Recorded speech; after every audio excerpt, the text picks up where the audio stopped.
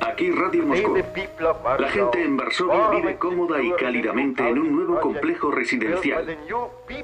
Y ya no teme al frío del invierno. Naturalmente no se trata de un mensaje de la verdadera Radio Moscú, sino de una caricatura americana. Las mentiras propagandísticas de los comunistas puestas al descubierto por una estrella de Hollywood, Ronald Reagan. Mentiras, todo mentiras. El mundo libre no se cree esas mentiras. En otoño de 1950, los americanos emprenden una cruzada encabezada por el general Clay y el general Eisenhower. Una cruzada por la libertad ha tomado posesión de nuestra nación y está atrayendo la atención del mundo entero.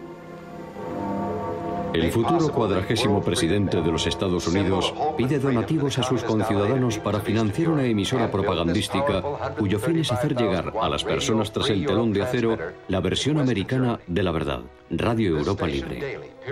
A diario esta emisora atraviesa el telón de acero y lleva un mensaje de esperanza a los millones de personas encerradas en Europa Oriental.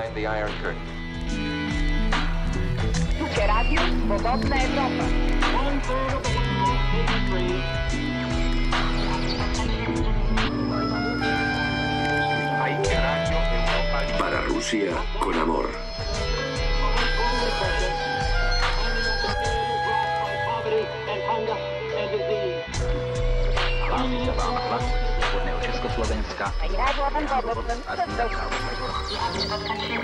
A partir de 1950, Radio Europa Libre confecciona un programa radiofónico dirigido a los países bajo el dominio soviético: Polonia, Checoslovaquia, Hungría, Rumanía y Bulgaria.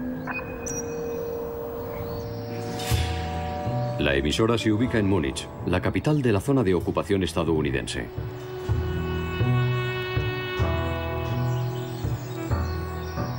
Desde el comienzo, Radio Europa Libre y su emisora filial, Radio Libertad, son un grave problema para los servicios secretos orientales. Para intentar eliminarlas, no se detienen ante nada, ni siquiera ante el asesinato. Richard Cummins, el antiguo jefe de seguridad, recuerda bien la situación.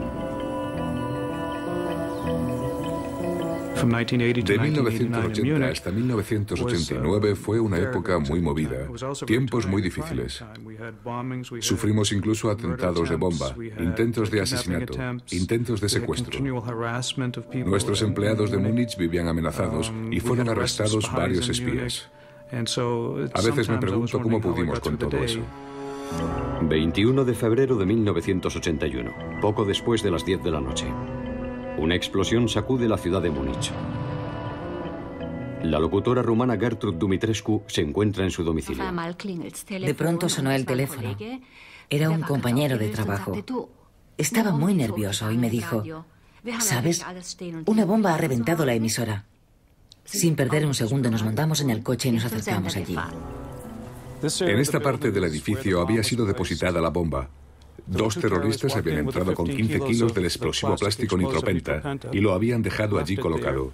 La bomba hizo explosión a las 9:47. Pasamos el puente del Tívoli. Me siguen dando escalofríos cuando lo cuento. Y todo estaba acordonado por la policía. Cuando atravesé el pasadizo de ahí, por este edificio, todavía se escuchaba el tintineo de los cristales de las ventanas. Seguían desprendiéndose pequeños pedacitos de cristal de las ventanas de las casas de enfrente. Fue fantasmagórico. En medio de la muchedumbre descubrí a nuestro locutor, mi compañero. Mis ojos se llenaron de lágrimas. Nos abrazamos y me dijo: cálmate, estamos todos con vida. Todos estamos bien. Hasta después de la caída del muro de Berlín, no se desveló que el atentado fue encargado por el servicio secreto rumano, Securitate. Los honorarios, $1 millón. Desde el final de la Guerra Fría, los ojos de las cámaras de seguridad se han cerrado. Pero los recuerdos de las emisoras siguen siendo muy vivos.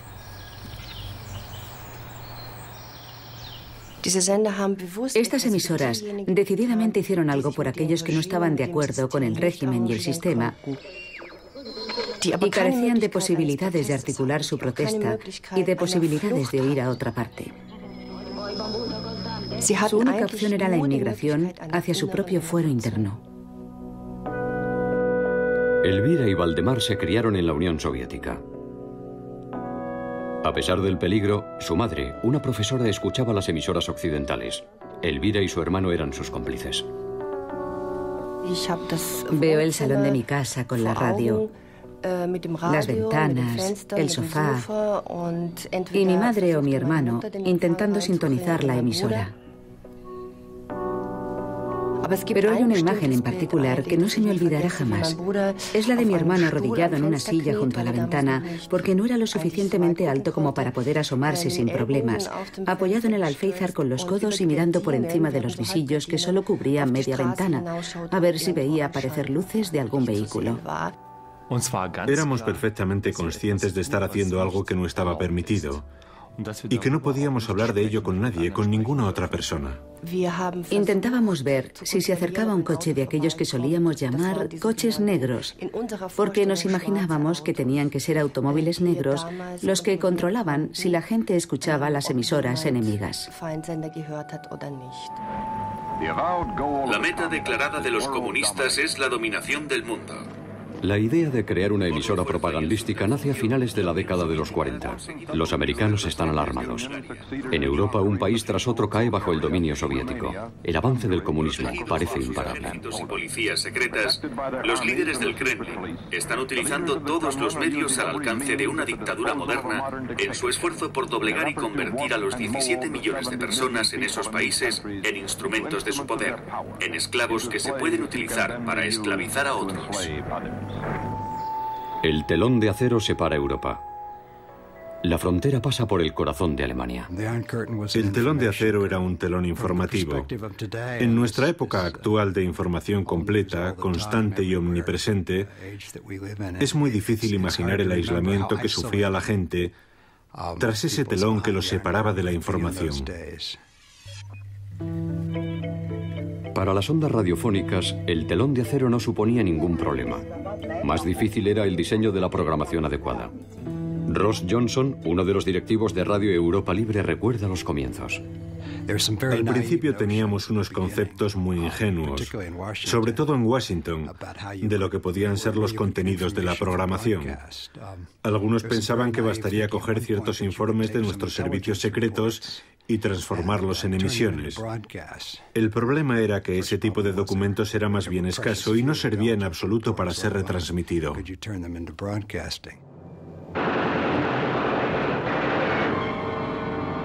Pero en las películas protagonizadas por Ronald Reagan, el trabajo de Radio Europa Libre sigue pareciendo una novela barata de agentes secretos.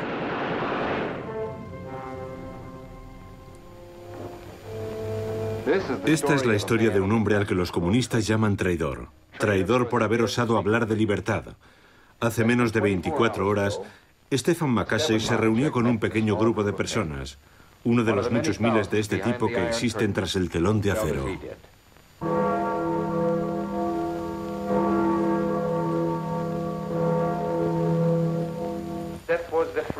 Aquí termina la campana de la libertad. Escuchan ustedes Radio Europa Libre y su programación diaria. Radio Europa Libre llama a Preso. Este mensaje es un aviso para X-217 de Preso. Su noble labor por la causa de Checoslovaquia ha sido descubierta por la Policía Roja. Avisado por Radio Europa Libre, el agente X-217 huye a Occidente y utiliza Radio Europa Libre para denunciar a quien le traicionó. Radio Europa Libre llama a Preso. Hace 24 horas he sido traicionado por una persona que se hace pasar por patriota. Es el camarada Estraga. Es un traidor y un agente de la policía secreta. Radio Europa Libre no olvidará al camarada Estraga. Ten cuidado, camarada Estraga. Has sido descubierto. Las historias de agentes no garantizan a la larga el éxito de la programación. Y también aparecen problemas de otra índole. Estos afectan sobre todo a Radio Libertad. La segunda emisora propagandística de Múnich emite un programa exclusivamente dirigido a la Unión Soviética. Jim Critchlow estuvo presente en 1952 cuando se fundó Radio Libertad en Múnich.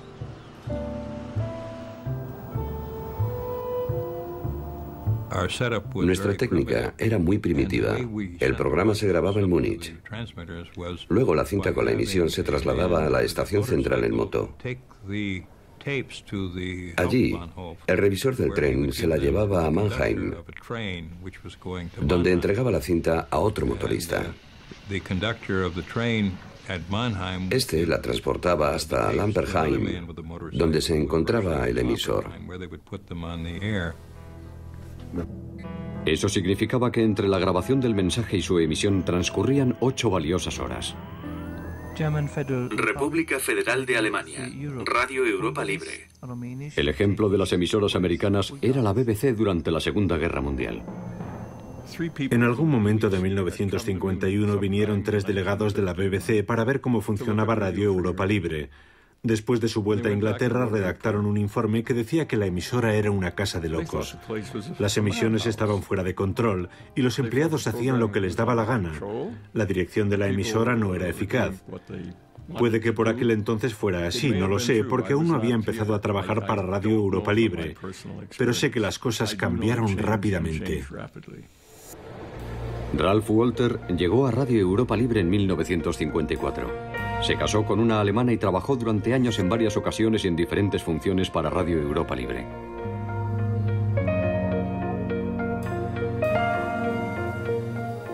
En la emisora vuelve a encontrarse con Paul Hense, un compañero de estudios de Minneapolis. Personas como ellos dos marcan el comienzo de una nueva época en Radio Europa Libre. Cuando llegué a Radio Europa Libre solo tenía 28 años. Me convertí en uno de los miembros más importantes del equipo directivo que organizó y gestionó Radio Europa Libre durante toda la época de los 50. Radio Europa Libre era muy creativa en el sentido de que consiguió reunir un grupo de jóvenes muy capacitados y les dio la oportunidad de hacer radio. Siempre decíamos que nuestra tarea principal consistía en mandarnos al paro a nosotros mismos. Si el comunismo finalmente se colapsaba, cosa de la que estaba convencido al menos en la Europa del Este, entonces nosotros ya no haríamos falta. Fuimos progresando paso a paso. Aprendíamos mientras lo hacíamos. Jim Brown comienza en una sección dedicada a observar y analizar la evolución política y social en Europa del Este. Más tarde estaría al frente de Radio Europa Libre durante algunos años. El ambiente me resultaba muy extraño. Sabía muy poco acerca de la Europa del Este y nunca la había visitado. El Múnich de la posguerra es lugar de acogida de numerosos emigrantes de Europa Oriental. Entre ellos, Radio Europa Libre recluta a sus colaboradores. Para ellos, un trabajo en la radio es un golpe de suerte.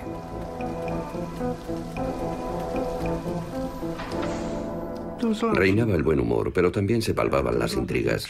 Hubo muchas intrigas de las que nunca me enteré explícitamente, pero era consciente de que estaban allí. No solo están las diferencias nacionales, también en las distintas secciones existen grandes contrastes políticos y culturales. Después de un tiempo me di cuenta de que no habría podido caer en un lugar de trabajo más emocionante que este. Soy locutor de radio, presentador de noticias en polaco. Radio Europa Libre emite en 7 idiomas para un público que supera los 70 millones de oyentes. Mi colega de Checoslovaquia. Las noticias son claras, objetivas y sin comentarios de opinión o tintes políticos. Noticias como en los Estados Unidos o en cualquier otro país libre. Noticias en húngaro. De a felmérések szerint további 63 város 1099 iskolájában en rumano.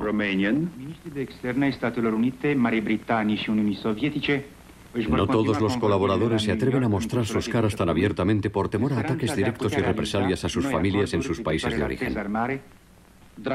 La calidad de nuestros colaboradores de Europa Oriental era esencial.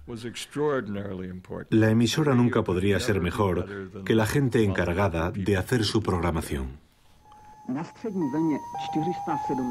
Lo mismo ocurría en Radio Libertad, que cubría el territorio multicultural de la Unión Soviética con sus más de 20 lenguas. La mayor parte de nuestros colaboradores eran de la Unión Soviética, no solo de Rusia, sino también de Ucrania, Uzbekistán, etc. Nos enseñaron mucho porque eran adversarios políticos del régimen.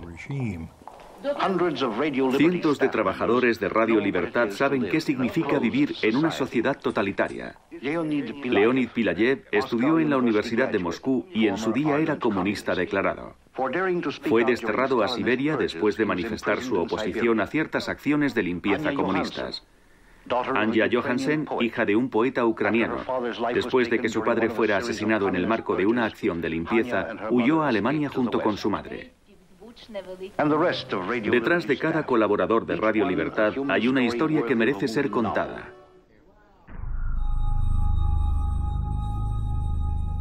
Años antes de aterrizar en Radio Libertad, Alexander Mannheim era un comunista ferviente.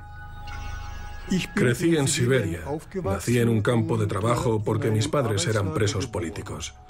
Estaba adoctrinado hasta tal punto que pensé que era justo que hubieran sido arrestados y que tuvieran que cumplir su condena íntegra por ser enemigos del sistema socialista.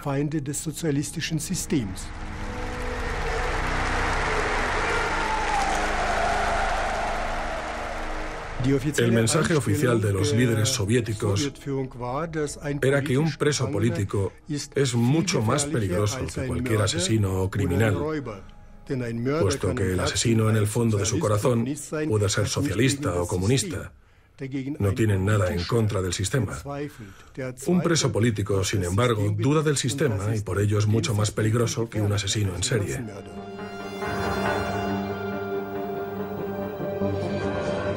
La historia de Radio Libertad comienza con un sonado golpe. Empezamos a retransmitir el 1 de marzo de 1953. Joseph Stalin murió el 5 de marzo de 1953. Y esa, desde luego, fue una gran noticia inaugural para nosotros. A las 3 de la mañana me sacaron de la cama y un chofer nos llevó a mí, a un productor ruso y a un locutor ruso a toda velocidad por la autopista hasta Lampertheim. Llegamos a primera hora de la mañana y permanecimos allí durante 2 o 3 días, transcribiendo las noticias que nos llegaban desde Múnich por teléfono y retransmitiéndolas en directo. Recuerdo muy bien la época de la muerte de Stalin. Fue un acontecimiento de primer orden.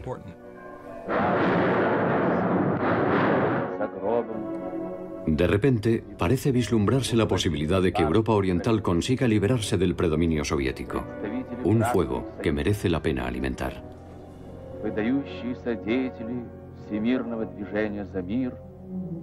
Al igual que en la política de los Estados Unidos, en Radio Europa Libre existen 2 facciones.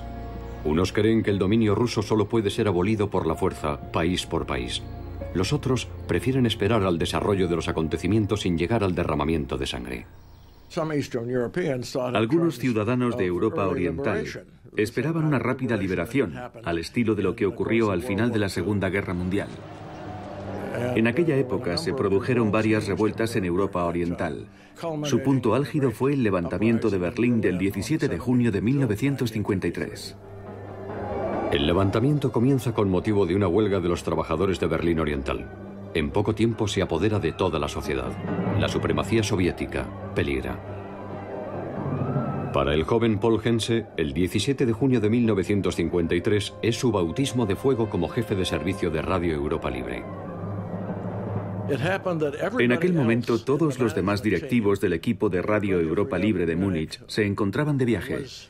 Me veía yo solo como único responsable de todas las emisiones.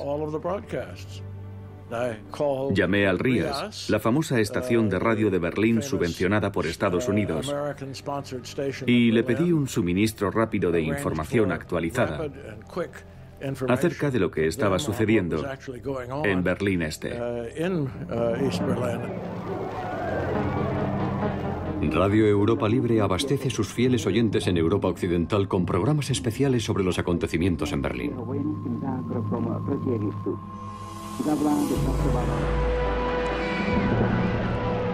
Por primera vez, un país dominado por los soviéticos se subleva contra sus opresores. Los tanques soviéticos reprimen la rebelión violentamente. Nunca se llegó a saber cuántas personas perdieron la vida. Berlín es el precedente de lo que unos años después ocurriría en Budapest y más adelante también en Praga. Entre los innumerables oyentes de Radio Europa Libre se cuentan los padres de Daniel Schlanger en Bucarest.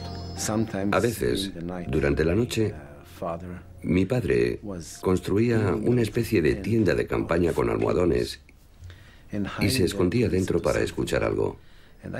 Yo tendría unos 6 o 7 años y no entendía qué juego era ese o qué hacía ahí dentro. Me llevó unos cuantos años hasta que comprendí que mi padre estaba escuchando Radio Europa Libre. A unas pocas calles de distancia, Gertrud Dumitrescu escucha Radio Europa Libre con sus padres. Cuando tenía 10 años comenzaron los registros domiciliarios a cualquier hora de la noche. A las 2:30 de la madrugada llegaba la policía secreta, echando la puerta abajo a patadas, rajando los colchones y arrancando el suelo en busca de documentos o Dios sabe qué. Era peligroso escuchar la emisora. No se sabía muy bien qué iba a pasar en caso de que le pillaran a uno, pero ese temor siempre estaba presente. Donde quiera que se abre un hueco en el telón de acero, la gente aprovecha para huir a Occidente, arriesgando su salud y su vida.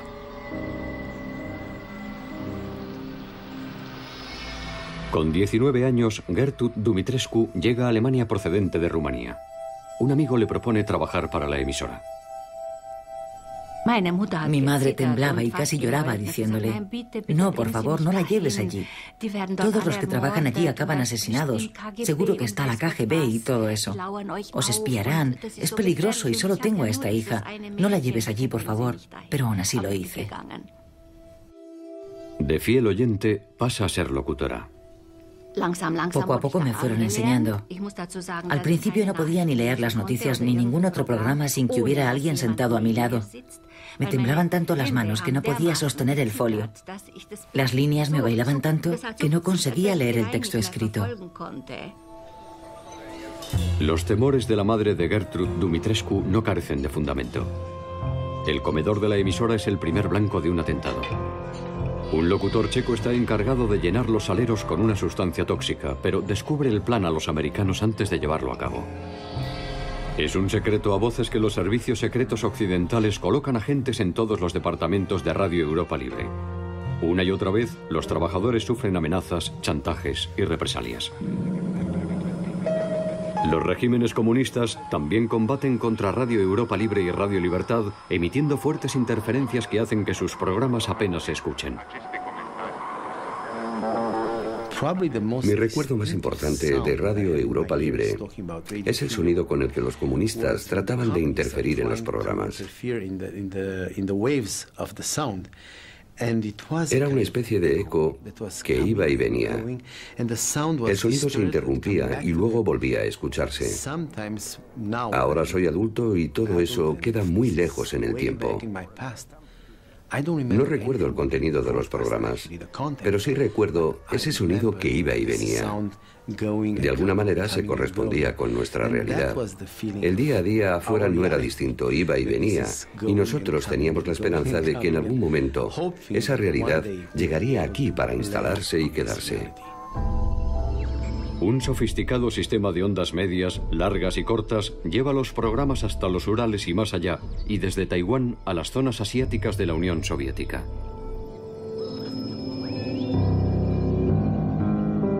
Jim Lambert fue durante años el encargado jefe de las instalaciones emisoras en Lampertheim, en la autonomía de Hesse. En mitad de la Guerra Fría, desde luego no era nada fácil emitir, dado que nuestros adversarios intentaban crear interferencias con nuestras estaciones emisoras. Gastaban más dinero en interrumpir nuestros programas que nosotros en producirlos y emitirlos.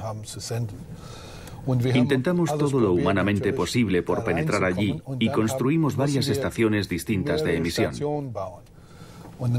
Y más tarde comenzamos a emitir desde Portugal y España.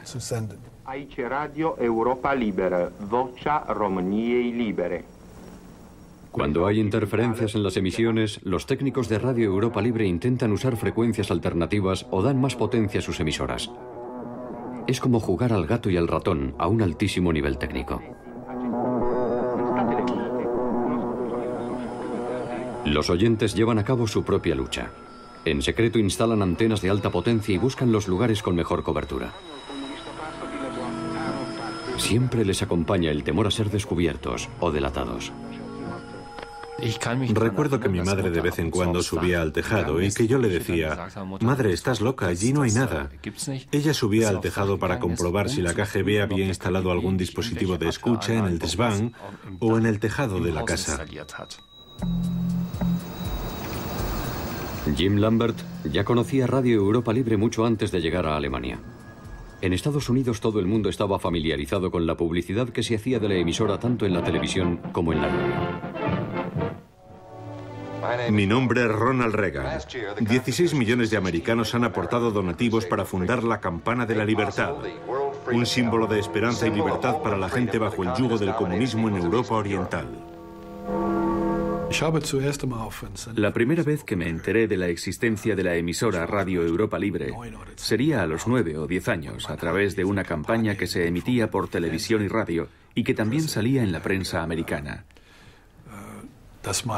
Se pedían donativos para apoyar a la emisora. Hubo un detalle acerca de Radio Europa Libre que se podría calificar como poco honesto. Y es que no desmentían el rumor de ser financiados a través de una campaña que se denominaba Cruzada por la Libertad. Oficialmente, se decía que existía una organización caritativa que conseguía $1 por habitante norteamericano como fondo para nuestra financiación. La Cruzada por la Libertad era una campaña anual con la que se sacaban donativos a los crédulos ciudadanos americanos. La Cruzada por la Libertad es nuestra oportunidad de luchar contra el comunismo. Envíe su contribución al General Clay, Cruzada por la Libertad, Empire State Building, Ciudad de Nueva York, o entréguesela a su comunidad local. La meta principal de esta campaña era demostrar que Radio Europa Libre era una institución promocionada por los americanos, que la gente que trabajaba allí creía en los ideales americanos. Pero en realidad lo que se pretendía era ocultar que la emisora se financiaba a través de la CIA.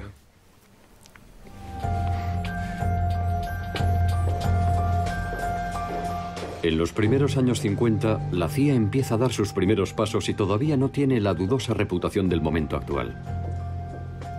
La primera oferta de empleo que recibí provenía de la CIA.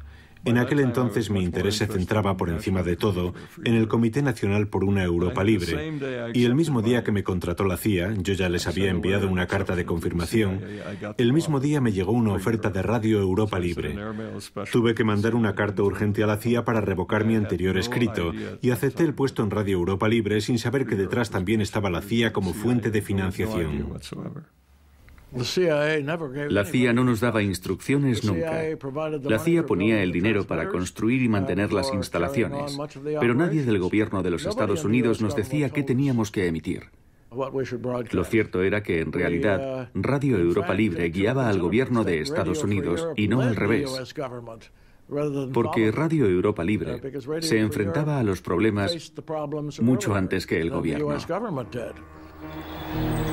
En las proximidades de Múnich, Radio Europa Libre mantiene funcionando una estación de monitorización que graba, transcribe y analiza todos los programas de emisoras comunistas las 24 horas del día.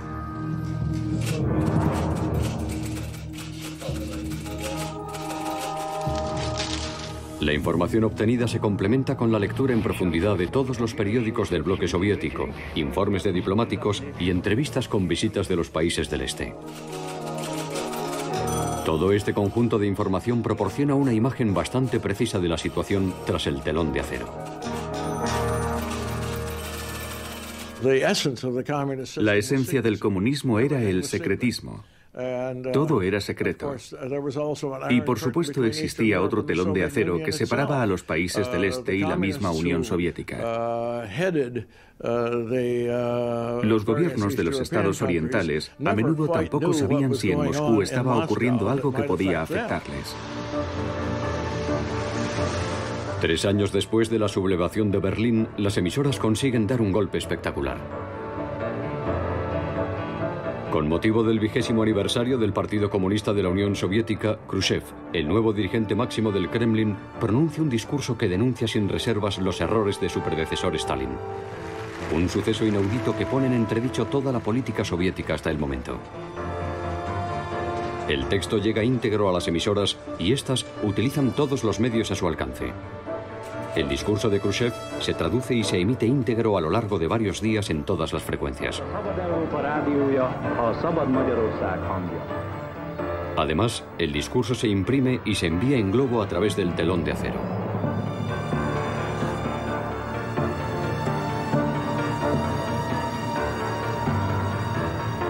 Su repercusión se hace notar en todo el bloque del Este. En verano de 1956 empiezan los disturbios en Polonia. Los polacos que trabajan para Radio Europa Libre recuerdan los resultados sangrientos de la sublevación en Varsovia a finales de la Segunda Guerra Mundial y llaman a la contención. Pero en otoño de 1956 estalla la revolución en Budapest.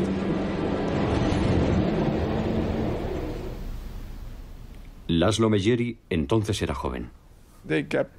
Nos decían constantemente que vivíamos en un paraíso obrero y sin embargo veíamos que la gente se estaba muriendo de hambre. Mucha gente desaparecía sin razón alguna y sin dejar rastro. No nos atrevíamos a preguntar qué había sido de esas familias, qué había pasado. De pronto, la libertad parece estar al alcance de la mano. El sistema comunista se desmoronaba rápidamente. Contemplarlo era asombroso.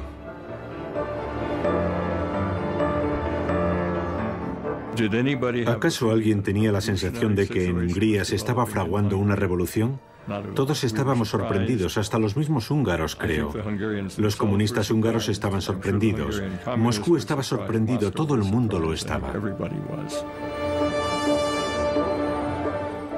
La policía desapareció. La policía secreta también desapareció. Hasta las tropas rusas desaparecieron. De manera que el ambiente era casi festivo. La información sobre la revuelta en Hungría desencadena una grave crisis en Radio Europa Libre. Durante un tiempo pareció que los húngaros iban a tener éxito con su intento de liberación. Pero entonces, creo que fue un domingo por la mañana, y yo me encontraba en el jardín de mi casa en Oldskirchen, donde vivía. Escuchamos la noticia de que las tropas rusas estaban marchando sobre Budapest.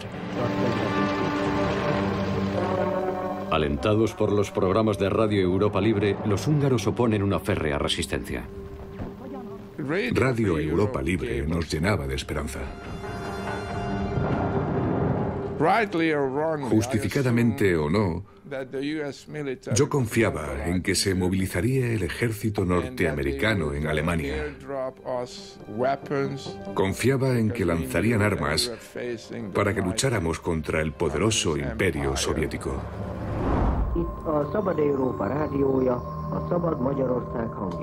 En Radio Europa Libre solo los húngaros confiaban en la intervención de Estados Unidos.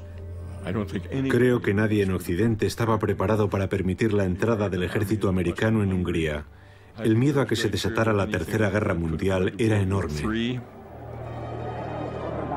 En Budapest murió gente, salieron a la calle y lucharon. Hubo tiroteos, intentaron abatir un tanque soviético e intentaron matar a soldados soviéticos. Y los soldados, a su vez, trataron de eliminarlos.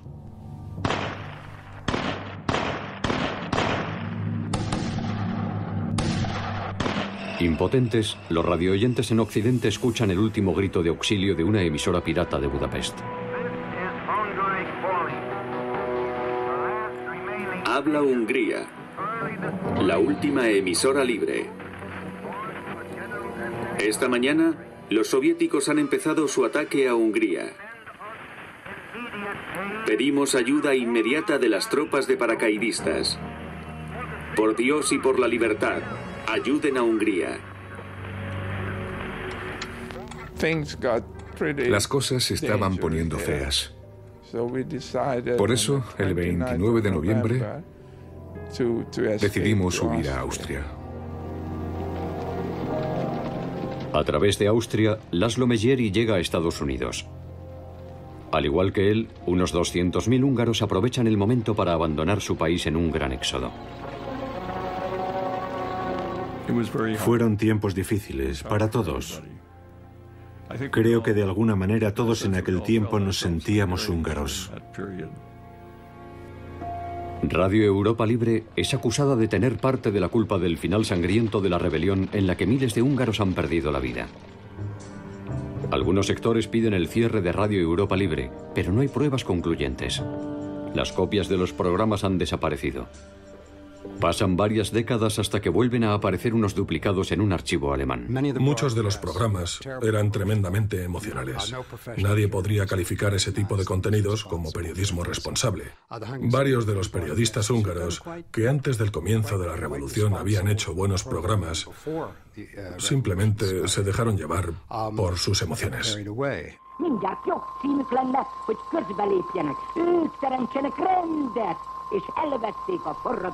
Fuimos acusados de instruir a nuestros oyentes en la fabricación de cócteles Molotov. Es cierto que hubo un programa, uno en 3 semanas ininterrumpidas de programación, que hablaba de cómo se hacían los cócteles Molotov en la Segunda Guerra Mundial. Gasolina en botellas de vidrio. Cócteles Molotov como arma del pueblo para combatir los tanques enemigos. Imposible saber si la revolución húngara habría tomado otro rumbo sin la intervención de Radio Europa Libre. Pero la emisora aprendió la lección. Las directrices provenientes de Washington, a las que hemos tenido acceso últimamente, de hecho recomendaban precaución y contención. Toda la responsabilidad respecto a la emocionalidad y la falta de profesionalidad recaía sobre Múnich, no sobre Washington.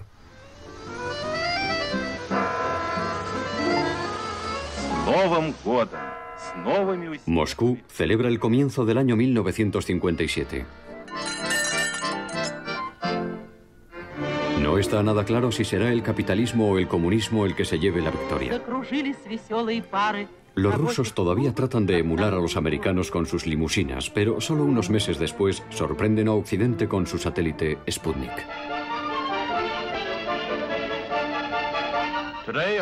Hoy, una nueva luna adorna el cielo. Una bola de metal de 60 centímetros de diámetro fue puesta en órbita por un cohete ruso. Escuchan las señales retransmitidas por el satélite que orbita alrededor de la Tierra.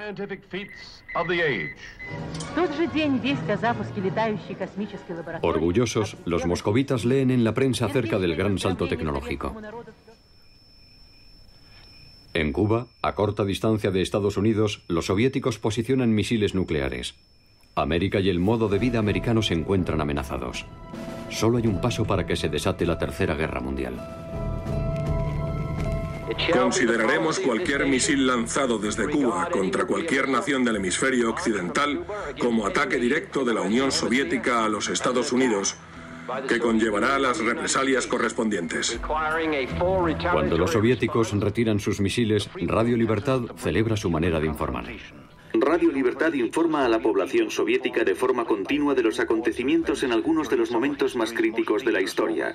Acontecimientos que los medios soviéticos nunca tratarán de forma completa, ni siquiera una vez pasada la crisis. El mundo ha escapado a una guerra nuclear. Pero la Guerra Fría todavía durará muchos años.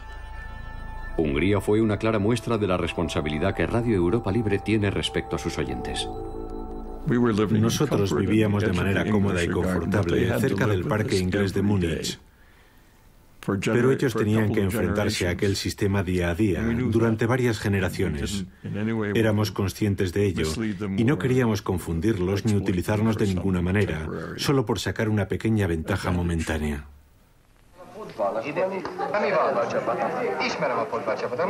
A partir de entonces, también la publicidad de Radio Europa Libre adquiere otro matiz. Los jóvenes en Polonia, Checoslovaquia, Bulgaria, Rumanía y Hungría hablan, piensan, reflexionan acerca del mundo y fraguan sus ideas e ideales. Sin Radio Europa Libre, su única fuente de información sería la propaganda comunista. Y eso no serían buenas noticias para nosotros. ¿No sería mejor que escucharan ambos lados? Radio Europa Libre necesita tu apoyo. Propaganda es un término problemático. Yo lo expresaría así. La verdad es la mejor programación. Radio Europa Libre desea informar lo más exhaustiva y abiertamente posible, tanto acerca de lo que pasa en Occidente como de los sucesos tras el telón de acero.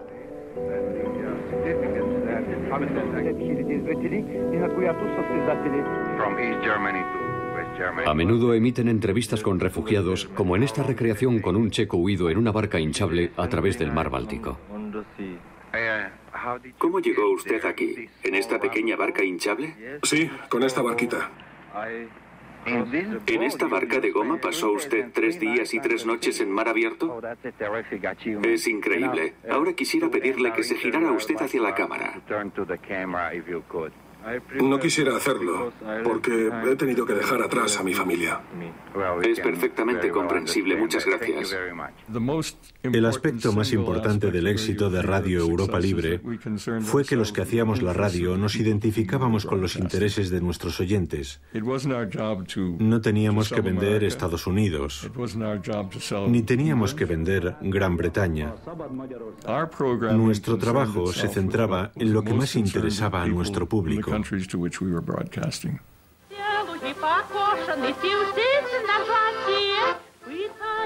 Ninguna otra emisora de radio de Occidente hacía eso. En varias ocasiones, los expertos de la BBC repiten su visita a Radio Europa Libre. Los nuevos informes resaltan los progresos de la emisora de Múnich y su trabajo recibe críticas muy positivas. Teníamos comentarios políticos, comentarios económicos, programas para mujeres, programas religiosos y programas para agricultores. Cubríamos todo el abanico.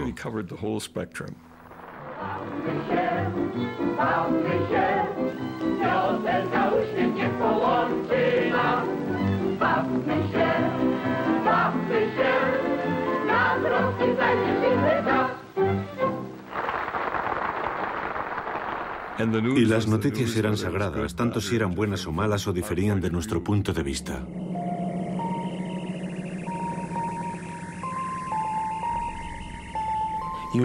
Vives en un mundo cerrado en el que la imagen de la realidad es controlada continuamente. Y de repente descubres una ventana que se abre y que te muestra una imagen completamente distinta. Numerosas cartas de agradecimiento dejan claro el papel que la emisora jugaba en la vida de sus oyentes. Algunas son verdaderamente inesperadas. Una carta traducida. Nuestra iglesia lleva ya 3 años cerrada. La gente no tiene ningún lugar donde rezar. Por esta razón, les damos las gracias por emitir la misa del domingo. Sienta muy bien poder escuchar la palabra de Dios. Recuerdo situaciones horribles, en varias ocasiones, cuando en clase preguntaban: ¿quién aquí es creyente? ¿O hay alguna familia que tenga una Biblia en casa? Y en esos momentos estaba yo ahí sentada, preguntándome qué sentido tendría levantar la mano. Levantando la mano demuestro que me solidarizo con aquello que cree mi abuela y que en realidad creemos todos, que Dios existe. Y eso conllevaría como mínimo que mi madre sería despedida como profesora porque simplemente estaba prohibido ser creyente. Y entonces levantaba la mano en el turno de aquellos que decían que no tenían Biblia en casa y no eran creyentes. Pero la horrible sensación que tenía al hacerlo no se la deseo a nadie.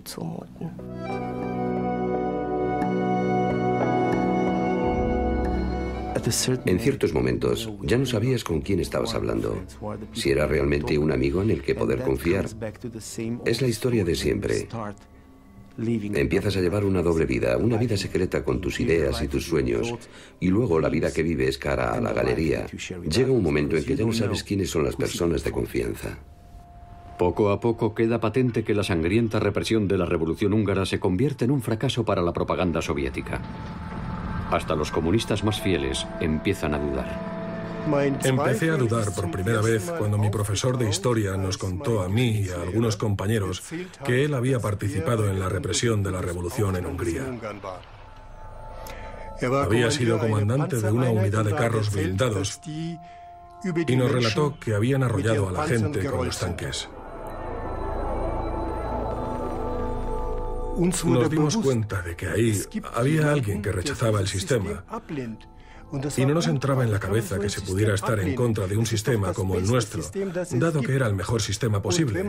Y si se está en contra del sistema, eso significa que hay otro mejor. Eso fue lo primero. En segundo lugar, me impresionó el valor de ese profesor a la hora de hacernos esta confesión. Porque si solo uno de nosotros le hubiera denunciado a la KGB, este hombre, nuestro profesor, habría desaparecido para siempre. Entretanto, va creciendo una nueva generación de oyentes. Dennis Agoston es uno de muchos. Era alumno de primaria y teníamos un vecino radioaficionado que tenía su propia estación de radio.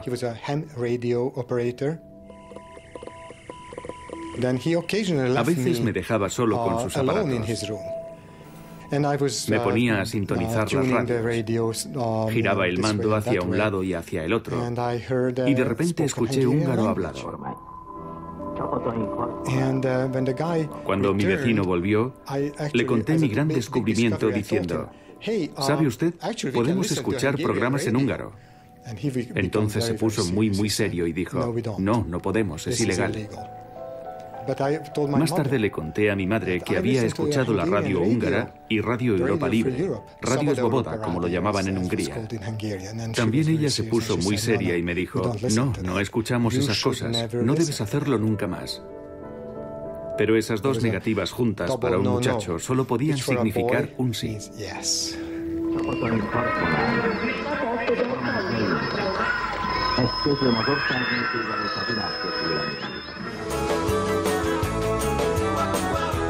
El húngaro Gisha Ekec forma parte de Radio Europa Libre desde el principio. Su nombre en clave es Cseke László. En contra de la resistencia que opone la emisora, apuesta por el poder de persuasión de la música rock. En aquel entonces, después de la Revolución húngara, la revolución fallida, los que estábamos en Múnich teníamos la sensación de que no podíamos expresar nada más con palabras. Buscábamos nuevas vías de ganar audiencia. Y entonces se nos ocurrió probar con música. Cseke lleva a las estrellas del momento ante los micrófonos de Radio Europa Libre. Ella Fitzgerald, Duke Ellington, Maria Callas, Louis Armstrong, Geraldine Chaplin. Dennis Agoston en Budapest es un gran admirador suyo. Era muy popular. No era un héroe, pero enganchaba mucho. Nos encantaba escucharlo. Y era muy buen pinchadiscos. Nunca hablaba de política, me centraba en los discos. Mi misión era hablar de quiénes eran los Beatles y se los describía a mis oyentes. No tenían televisión y les decía que se llamaban Paul o John o que medían 1,60 m. Ponía los discos, nos contaba la historia que había detrás de la música. Siempre empezaba con una lista de éxitos del momento. Y de esta manera nos garantizaba una fiesta estupenda. También en el este, el rock and roll arrasa entre los jóvenes. Ahora sé que enganché a una generación de jovencísimos húngaros con ayuda de la música. De pronto hay algo que emociona a los jóvenes delante y detrás del telón de acero. Los hace vibrar. Lo escuchaban después del colegio. Dejaban la cartera tirada en un rincón y ponían la radio, cosa que resultaba molesta. Vaya con esos tontos comunistas.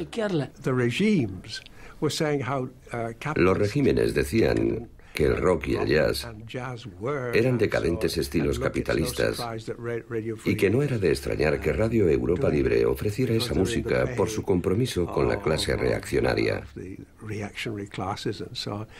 Pero eso resultó ser un grave error político.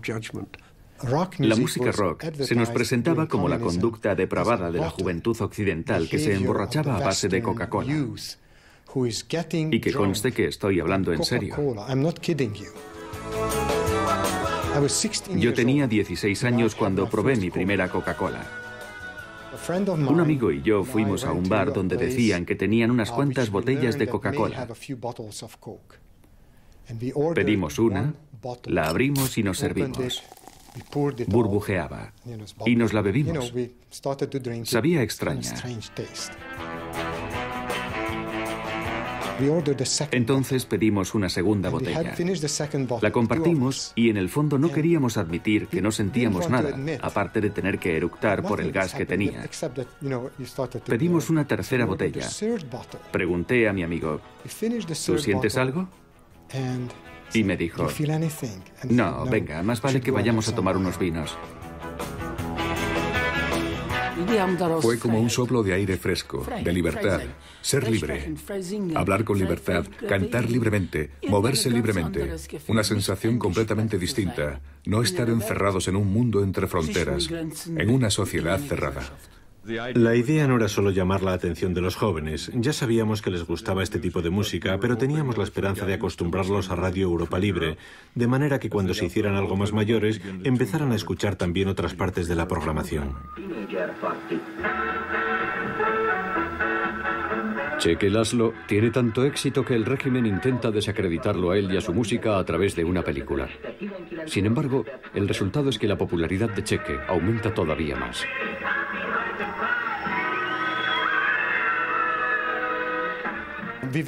Nos obligaron a ver esa película.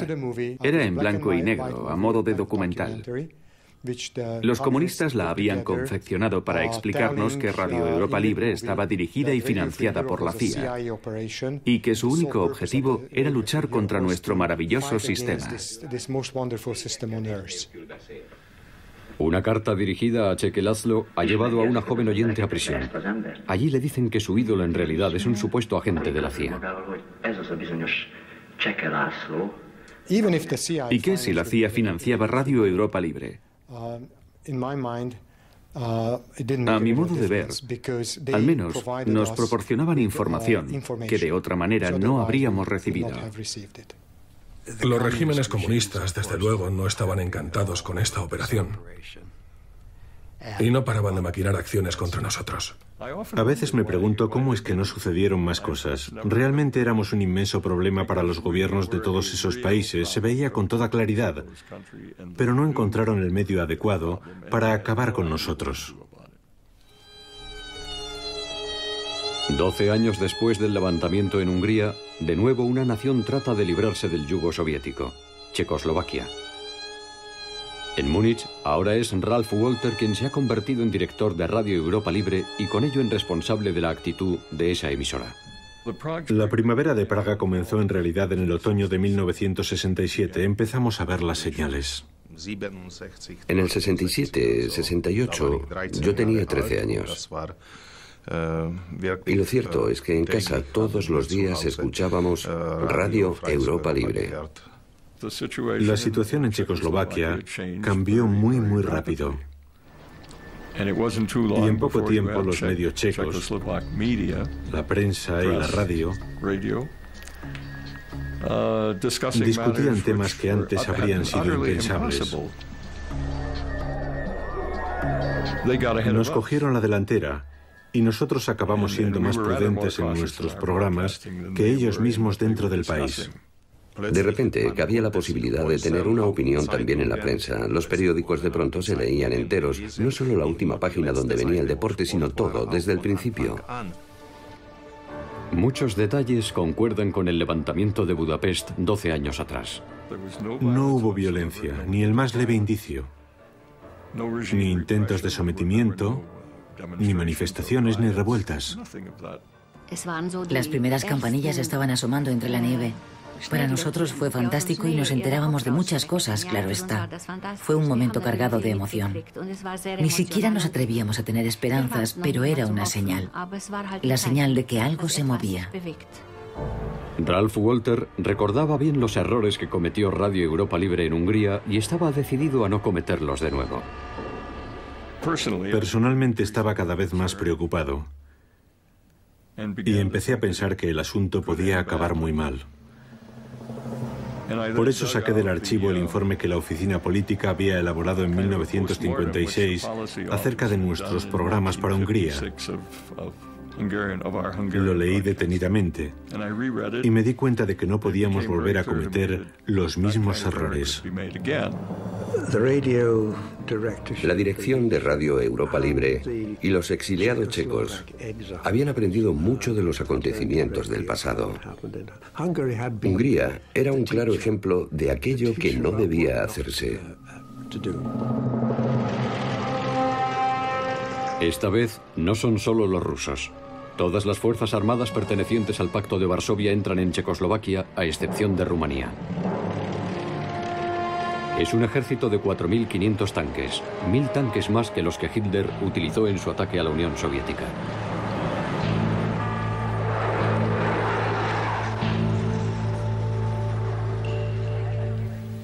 Cuando recibí la llamada de la sala de noticias a la 1 de la madrugada, nos reunimos todos en la casa de la radio y pusimos en marcha una serie de medidas de precaución que no habían existido en 1956.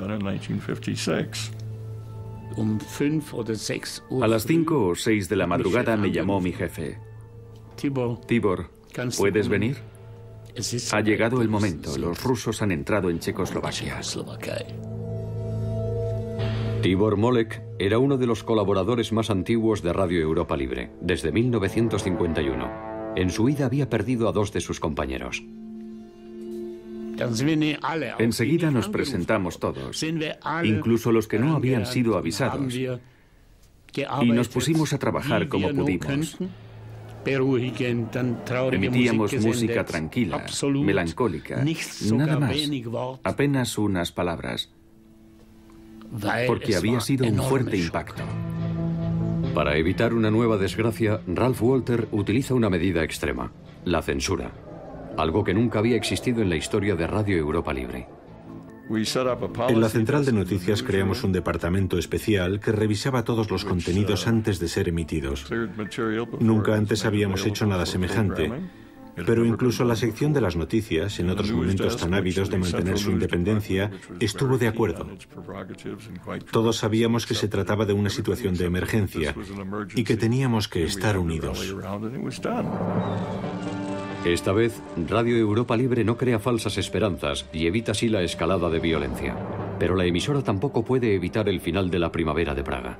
En secreto tal vez esperábamos que no dejaran que la gente muriera y que no prescindieran de prestar ayuda.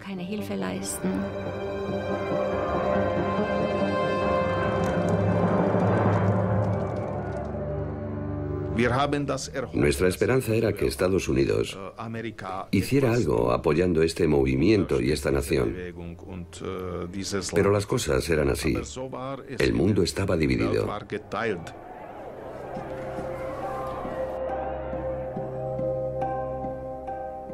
Rudolf Maslach toma una determinación. Cuando tiene edad suficiente, huye a Occidente y estudia teología en Roma.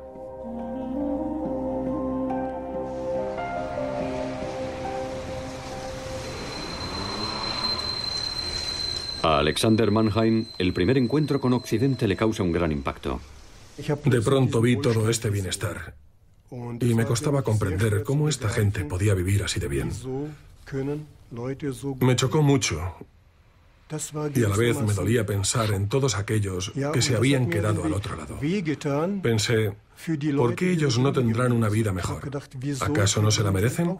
¿Por qué la gente aquí, sobre todo en Alemania, un país que ha empezado una guerra, que ha sido destruido, por qué los alemanes viven mejor que los ciudadanos de nuestro glorioso sistema socialista?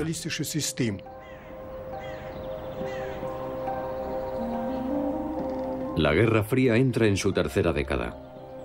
Radio Europa Libre y Radio Libertad ya tienen su lugar estable dentro de la vida cotidiana en el este de Europa. En la República Federal de Alemania, Willy Brandt ha sido elegido canciller. En una entrevista con un canal de televisión americano explica su nueva Ostpolitik, su política del este. Debemos ser cautos con respecto a la amenaza comunista.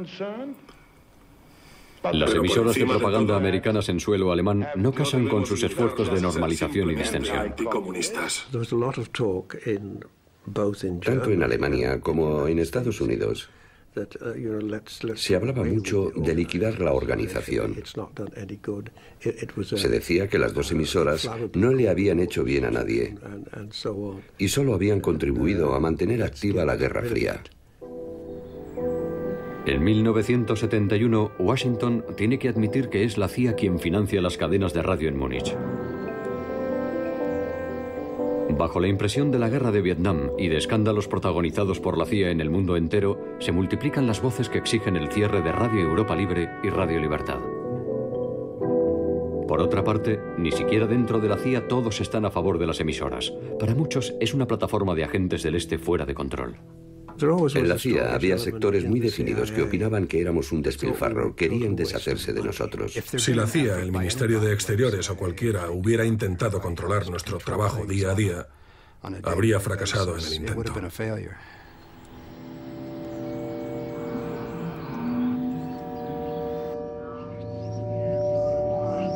En ningún otro lugar del mundo existe tanto conocimiento experto reunido acerca del este como en las emisoras de Múnich.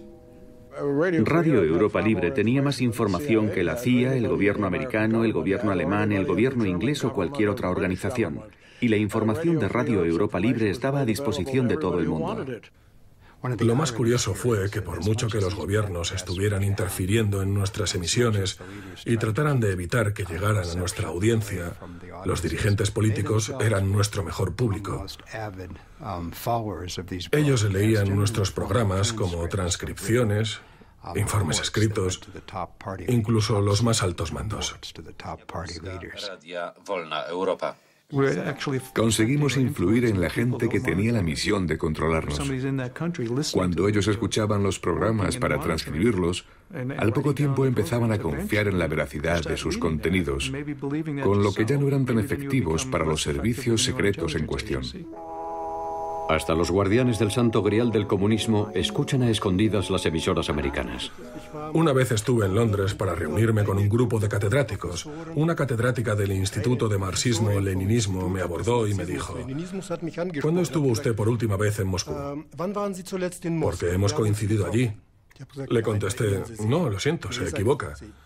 No, imposible. Tengo muy buen oído y estoy totalmente segura de conocer su voz. Me replicó. La miré y pensé: ¿qué puedo decirle? Porque si decía la verdad acerca de quién era yo, la carrera profesional de esta mujer estaría arruinada. Seguro que en el grupo había gente de la KGB y los demás profesores seguramente también la habrían denunciado. Insistí en decirle que se equivocaba. Estoy convencido de que al volver a Moscú y escuchar mi voz de nuevo, esta mujer habrá agradecido que no le dijera de dónde le sonaba mi voz.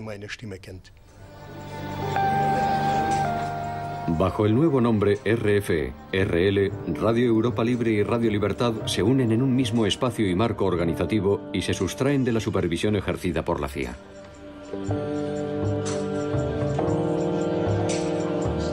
A pesar de las modificaciones, la programación sigue su rumbo.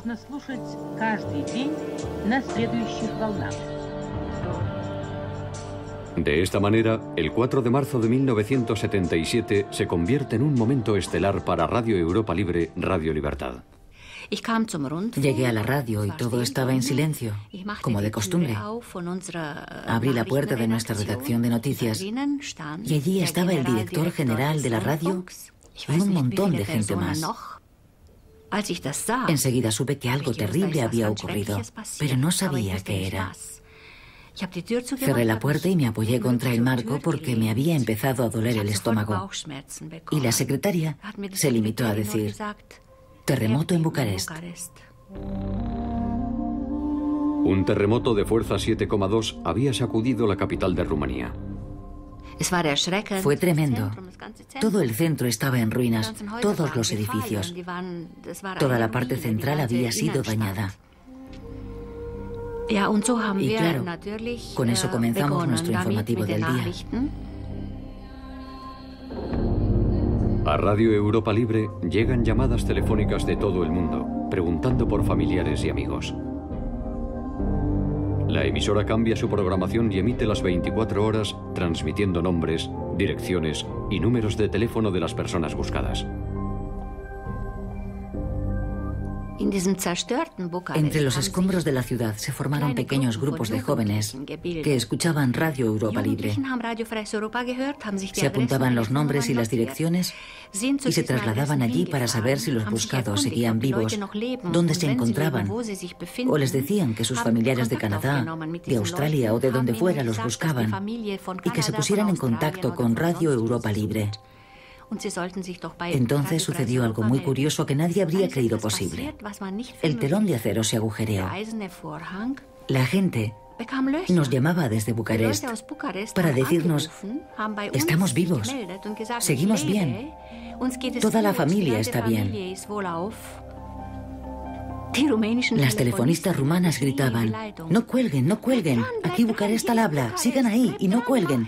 Estábamos todos llorando de alegría y no nos podíamos creer que eso fuera verdad. Pero el telón de acero no tarda en volver a cerrarse. Yo sabía que era peligroso. Se sabía que varios colaboradores de la emisora habían sido asesinados o habían sufrido extraños accidentes. Eso se sabía. Y yo también lo sabía. Cuando me casé con mi mujer, le dije cómo era todo. Le conté que tenía un expediente enorme en la KGB y que si ellos tenían la oportunidad de deshacerse de mí, no dudarían en hacerlo. Se producen una serie de muertes misteriosas e intentos de asesinato. El caso del empleado de Radio Europa Libre, Georgi Markov, es sin duda el más espectacular. Históricamente se lo conoce como el asesinato del paraguas. Georgi Markov se metía con el culto a la persona de Zhivkov en Bulgaria. Los oyentes de Markov eran muy numerosos. Le escuchaban en toda Bulgaria. Su repercusión era enorme. Y Zhivkov se puso muy nervioso, porque si a un dictador le quitas el culto a su persona, lo dejas desnudo. El arma es estrambótica. Un paraguas desde cuya punta se dispara una cápsula con veneno. La víctima al principio apenas se da cuenta del impacto del proyectil. A Markov le dispararon el preparado en septiembre, el mismo día del cumpleaños de Zhivkov. Parece que este tipo de ataques se perpetraban con preferencia en los cumpleaños de los gobernantes a modo de regalo de cumpleaños del servicio secreto. Markov murió 2 o 3 días después del ataque con unos dolores horribles. El servicio secreto búlgaro no es uno de los adversarios más peligrosos de la emisora. Es la Securitate. El servicio secreto rumano no empezó su actividad hasta el 79 o el 80, pero rápidamente se convirtió en una de las agencias más hostiles para nosotros. 3 directores murieron de cáncer en el plazo de solo 10 años. Hombres en la flor de la vida que nunca habían estado enfermos y todos murieron en un espacio muy corto de tiempo. El desertor Mihail Pachepa, antiguo jefe de espionaje en la Rumanía de Ceausescu, publicó un libro después de unirse a los americanos. Mihail Pachepa se fuga el mismo año del terremoto y se refugia con los estadounidenses. Es el oficial de mayor rango de un servicio secreto oriental que se une al enemigo durante la Guerra Fría. Cuando se publicó el libro, nuestro director de entonces del departamento rumano, Vlad Georgescu, anunció en el marco de nuestra programación que tal día iba a comenzar una serie de programas con lecturas de ese libro. Y a ese director le hicieron saber personalmente a través de una pariente que vino a visitarlo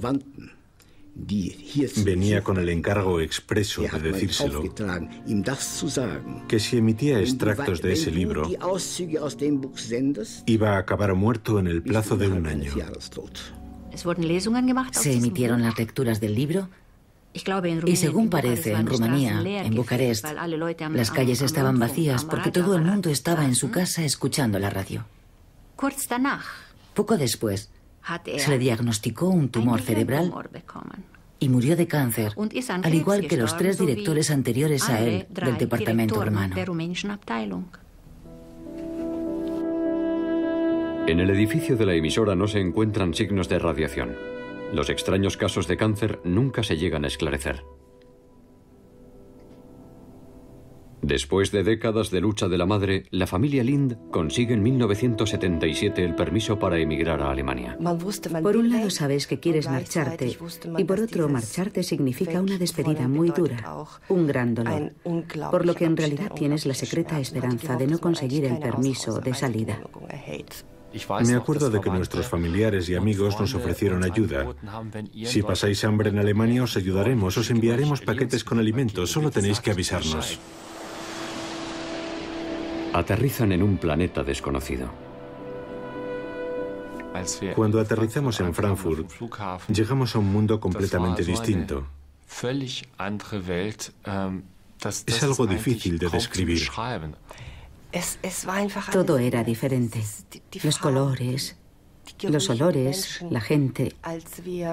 Cuando esperábamos la llegada de las maletas, estaban pasando una publicidad de cigarrillos, o puede que fuera de una revista del tipo Interview o algo así.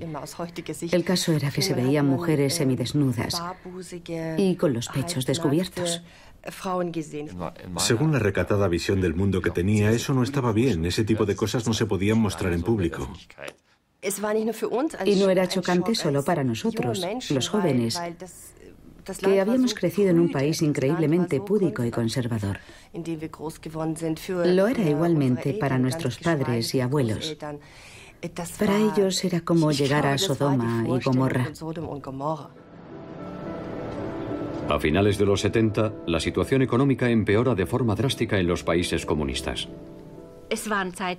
Fueron tiempos en que la gente hacía cola durante la noche, sobre todo los jubilados porque tenían más tiempo. Se ponían en la cola a las 8 de la tarde y esperaban hasta las 8 de la mañana, a 15 grados bajo cero en invierno.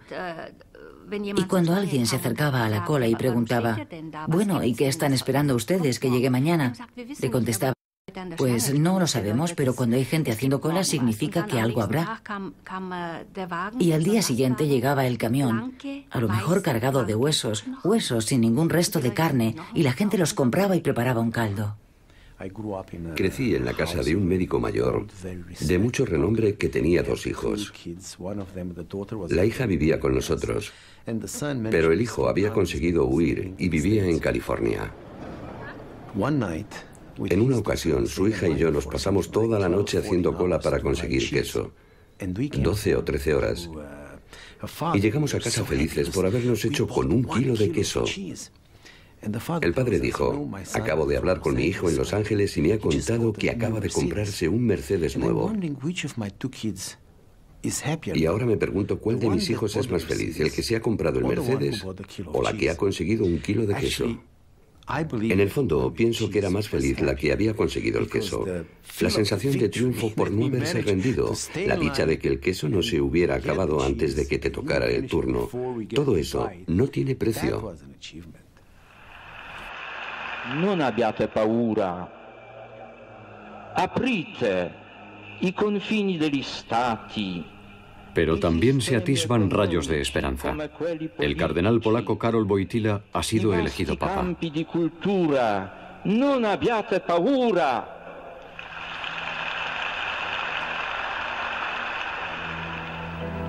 1979. La visita que Juan Pablo II hace a su patria es un terremoto político. Non abbiate paura. No tengáis miedo es su lema. Los polacos interpretan que se refiere a ellos.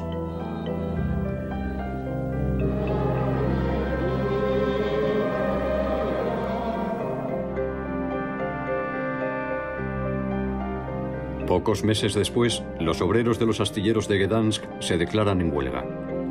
Un joven se convierte en su líder, Lech Walesa. Cuando se fundó el sindicato Solidaridad y el movimiento fue ganando cada vez más fuerza, debo decir que me entró miedo. Miedo de que hubiera otra masacre, como en aquel entonces en Hungría o en Checoslovaquia en 1968.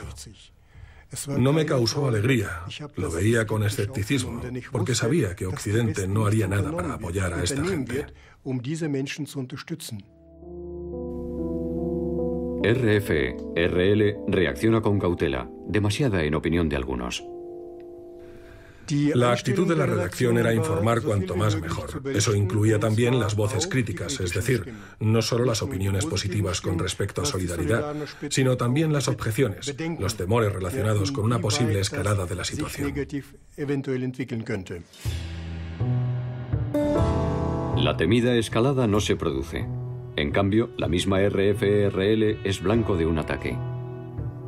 El atentado es un regalo de la Securitate con motivo del 30 aniversario de la emisora, entregado por el conocido terrorista Carlos. No querían víctimas, de lo contrario habrían podido colocar un coche bomba, hacerlo explosionar a las 9 de la mañana y así haber matado y herido a cientos de personas. No querían matar a nadie. El atentado tiene un inesperado efecto colateral. En el centro del primer piso se encontraba el despacho del agente de la KGB, destruido por completo por los efectos de la bomba. Más tarde se quejó de ello a sus superiores, diciendo que podría haber muerto. El nerviosismo de los dirigentes orientales crece. El atentado a la emisora es señal de su impotencia.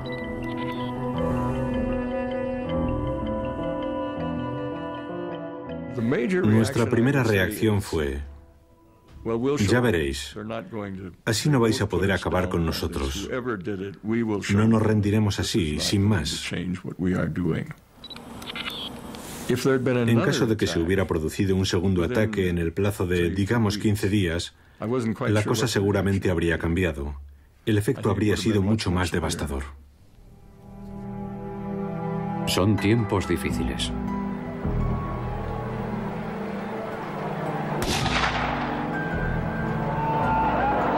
Solo unas semanas más tarde se produce un atentado al Papa. El este comunista se resiste al cambio con todos los medios a su alcance.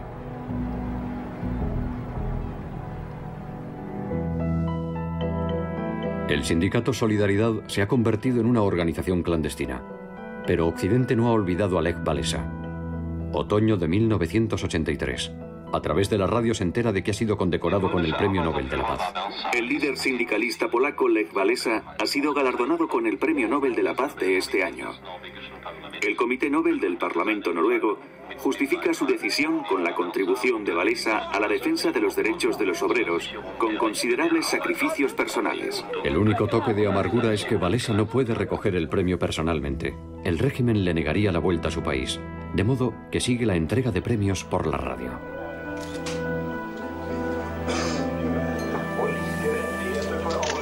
Det opp fra dette fellesskapsideal at årets fredsprisvinner har løftet. La radio tiende muchos puentes de este tipo.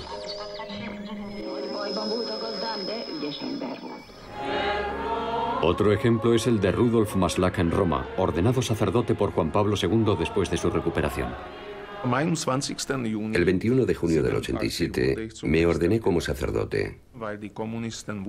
Como los comunistas sabían que la ordenación la llevaría a cabo el Papa Juan Pablo II en la Basílica de San Pedro, a mis padres no les permitieron asistir a la misma. Eso me entristeció mucho.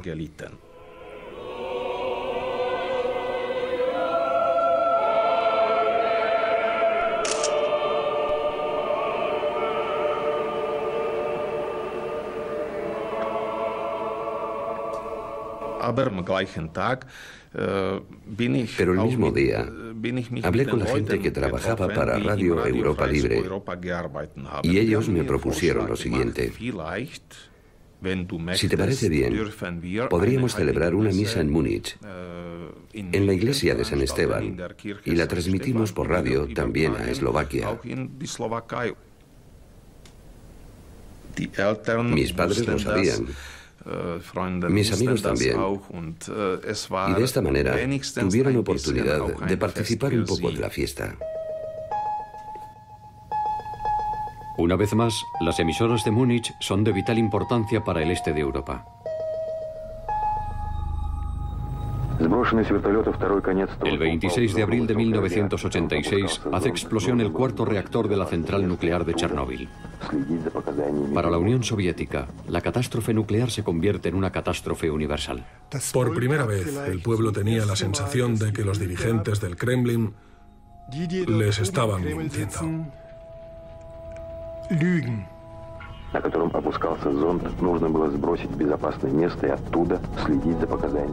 Nadie sabía qué pasaba, se hacían conjeturas de todo tipo. Y cuando los científicos descubrieron el origen de esa nube radiactiva, que procedía de una explosión en el reactor de Chernóbil, entonces nos pusimos a informar.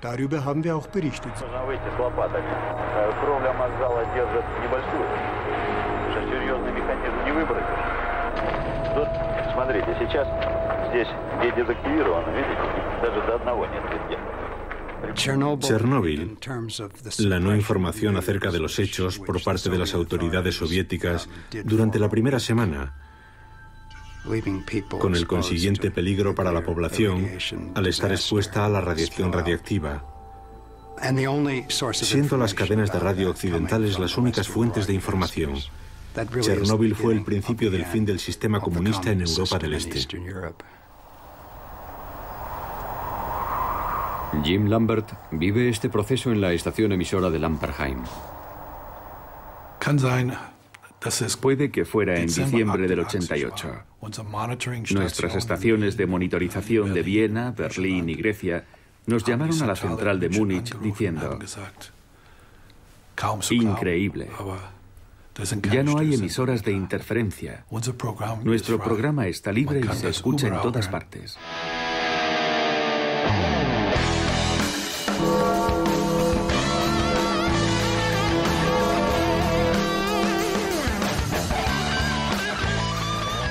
Un año más tarde, en 1989, todo ha terminado.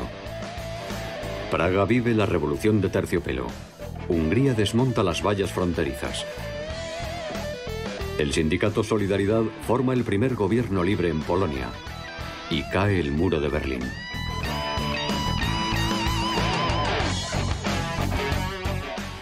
Fueron momentos increíbles. No había tiempo para dormir porque uno no salía de su asombro. Tampoco podías irte a casa. Todos los redactores estaban presentes. Llegaban las noticias de forma frenética y todos estábamos ansiosos por saber cómo acabaría la cosa. También había un poco de temor respecto a su desenlace. Solo en Rumanía sigue en pie el régimen de Ceausescu. Pero en una aparición pública del dictador en Bucarest sucede lo inevitable.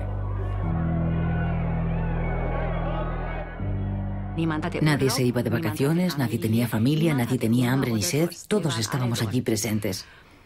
Y en el momento en que arrestaron a Ceausescu y a su mujer, los de Radio Bucarest, por supuesto, lo comunicaron por la radio.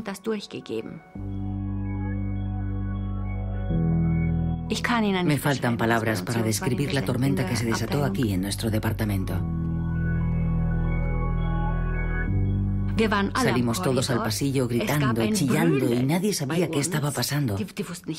Los demás subieron corriendo y nos vieron en el pasillo saltando, llorando y riendo de alegría. Por un momento, el tiempo se detiene. La Guerra Fría ha terminado. Europa del Este se ha librado del comunismo de manera pacífica. Radio Europa Libre ha conseguido su objetivo. Los americanos en general no son buenos ganándose simpatías. A los americanos eso les cuesta. Pero la emisora no era América, no era Estados Unidos.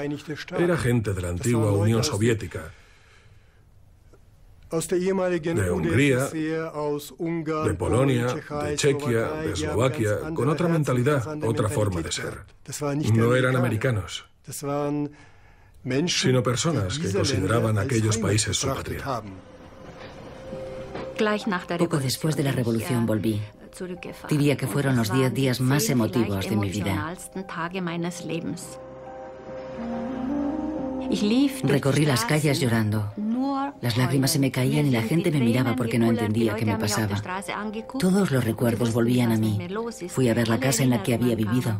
Visité mi antiguo colegio, el aula que había sido mía. Lloré como una niña pequeña. Una profesora pensó que era madre de algún niño del colegio y me preguntó: ¿por qué llora usted? ¿Puedo hacer algo para ayudarla? ¿Busca usted algo? Y le contesté: sí, busco mi propio pasado. La Guerra Fría se prolongó durante casi 4 décadas. Ahora, el telón de acero se deshace en tan solo unas semanas. Cuando me vi en Buda, mirando hacia Pest, al otro lado del Danubio, fue una sensación indescriptible, porque nunca creí que iba a suceder mientras viviera. Los ojos se me llenaron de lágrimas. Ahí estaba yo. No podía creerlo. Era un sueño. Nunca imaginé que fuera a cumplirse. Cuando volé hacia Moscú por primera vez, a mi lado se sentaba una agente de viajes con la que entablé conversación. Le dije: la única posibilidad que yo tenía de volar a Moscú era en un B-52. A nosotros nos pareció inconcebible que eso hubiera terminado así como así.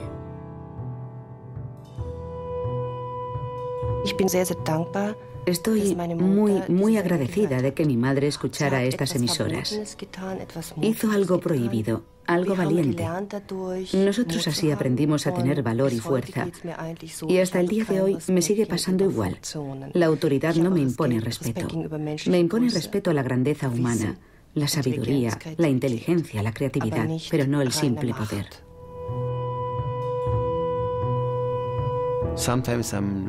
A veces miro a mis hijos y pienso cómo podría explicarles todo aquello.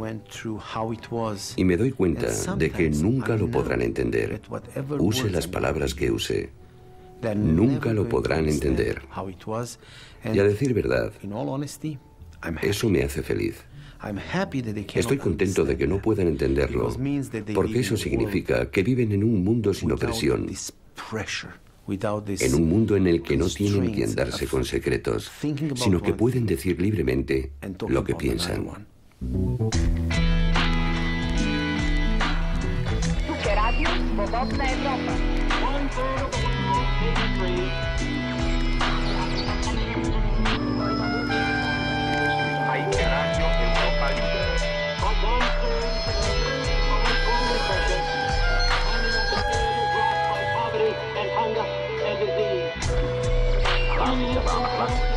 Československá.